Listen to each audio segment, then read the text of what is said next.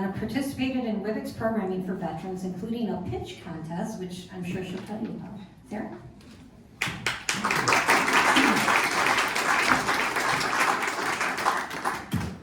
Thank you. Okay. Well, I guess I don't need to tell you I'm Sarah. We had that introduction already. Like she said, I'm a veteran. I spent about 6 years in the Navy before I got medically discharged. And when I got out of the Navy, it was the height of COVID. So it was pretty rough. I was jobless, homeless, like I had nothing. So I really had to start from the bottom and figure out what I was going to do with the rest of my life, because I thought I had a career to last me, a while.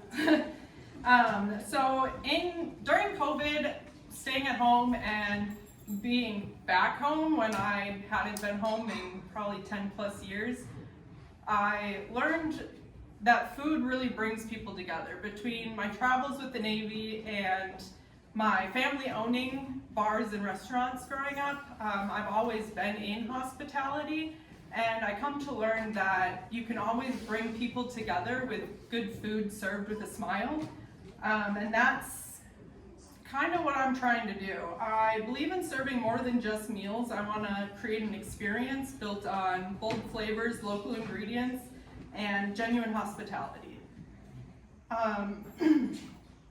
Earlier this year, like was said, in February, we started the Plus Coffee to reach our goal of launching a food truck.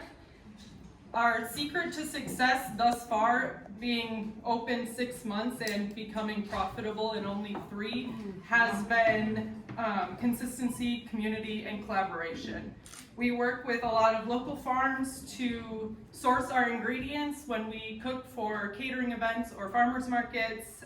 We work with a local bakery to have like muffins, scones, and that kind of thing in our coffee shop, and we get all of our coffee beans locally roasted in Edgar, which is like 20 minutes up the road from the coffee shop.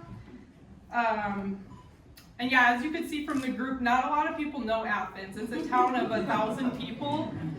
So we're the first and the only coffee shop in town. So that's been really exciting. And it's actually inspired another coffee shop to open up. They're working on building plans, and they're gonna do coffee, ice cream, and like flowers, but we're gonna do food and coffee. So, there's room for everybody, and I think it's just wonderful that we took the leap, and it's like giving people the confidence to also take the leap in our tiny little town.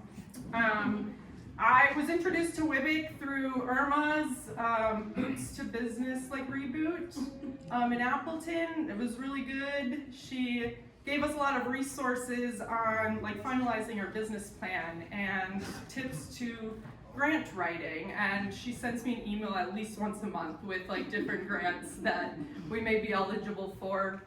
One that I did apply for, and so hopefully we'll get another one coming our way. The pitch competition was my first grant that I've ever applied to, and I was thankful that I didn't have to write something, because that was a little intimidating at first when I started looking at grants.